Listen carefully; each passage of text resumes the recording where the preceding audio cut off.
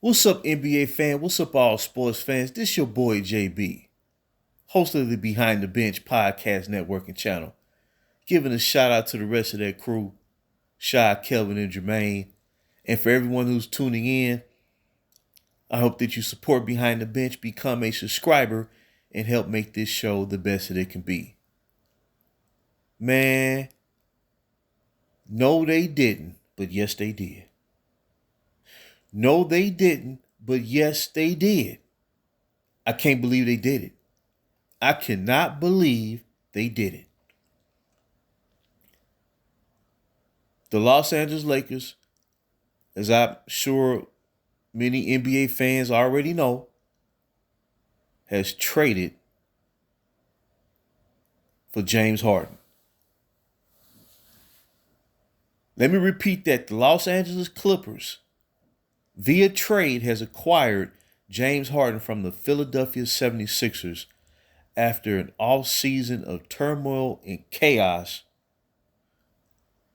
where Harden was determined to get traded, no matter what it took. And what's crazy is he's done this 3 times over the past 4 seasons. He has forced a trade from the Houston Rockets, who he played for close to 8 seasons. He gets traded to the Brooklyn Nets, plays for Brooklyn for a season and a half.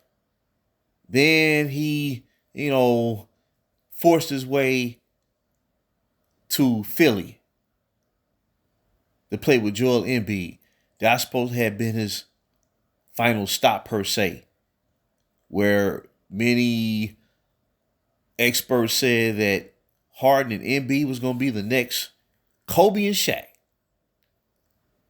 That lasted a season and a half, where they will ultimately lose in that Game 7 meltdown to the Boston Celtics this past season in the Eastern Conference semifinals, when they was up 3-2 in their series and they couldn't close it out. Now, whatever went down between he and the Sixers GM, former GM of the Houston Rockets, Daryl Morey, we may never know. But I know one thing. He could never say that he hasn't gotten his way. He cannot say that he has not gotten his way over these past 4 years. He can't say that. And what's unfortunate is, and I want to make this clear, he didn't start this.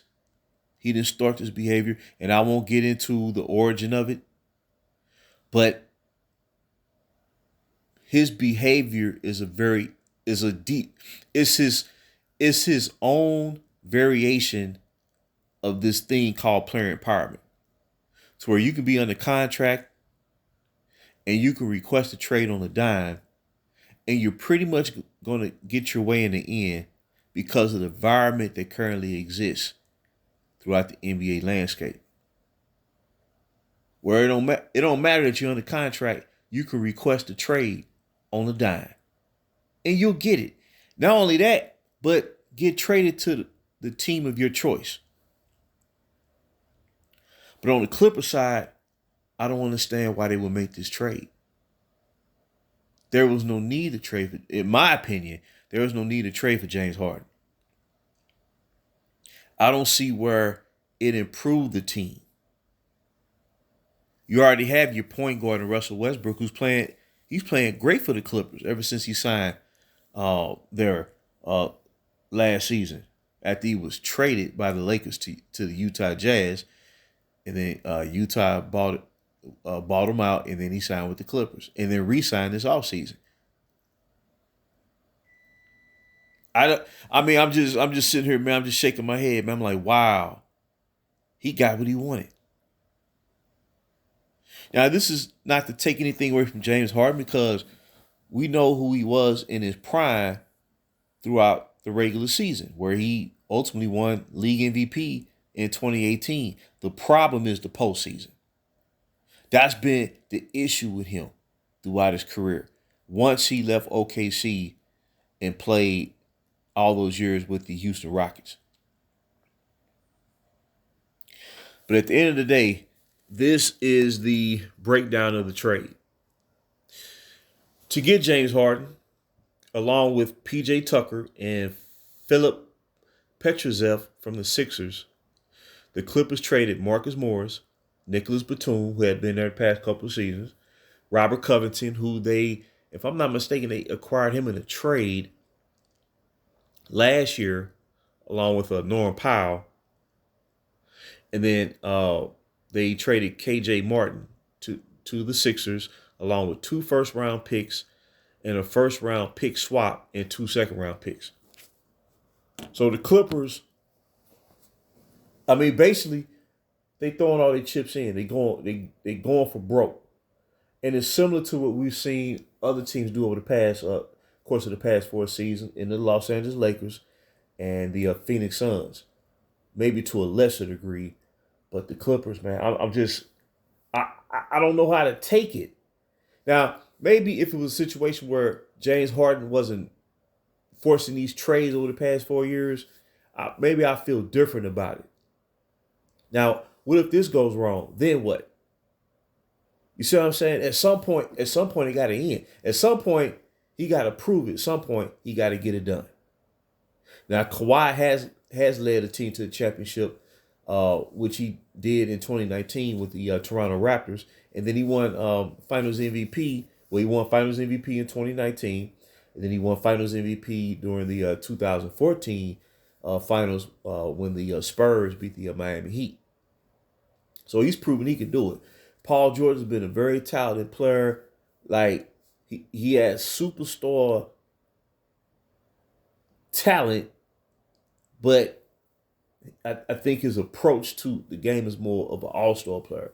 But nonetheless, Paul George is a, he's been a tremendous player for the most part throughout his career. Very talented player. You got Westbrook, but what's crazy is the Clippers did. They was able to keep Terrence Mann and Bones Knighton. That was key.